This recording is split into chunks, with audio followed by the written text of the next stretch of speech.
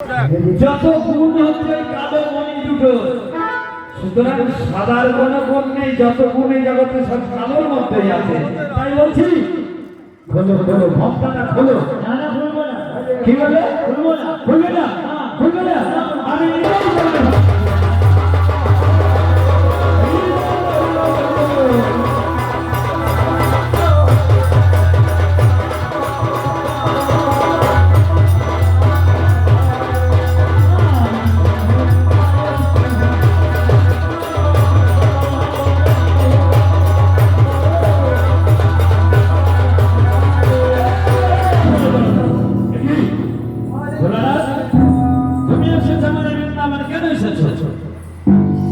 আমি এসেছি তোমার রাস লীলা দর্শন করতে।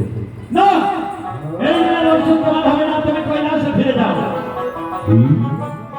আমি স্বয়ং দেবাদিদেব মহাদেব, আমি পারবো না তোমার এই লীলা দর্শন করতে।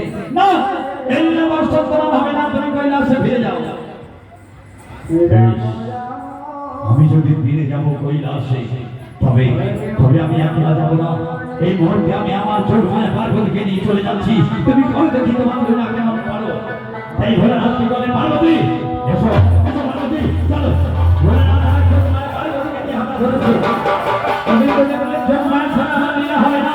ভোলেনাথ, ভোলেনাথ, ওদিকে যেও না, ওদিকে ট্রেলার গাড়ি আসবে, ওদিকে যেও না।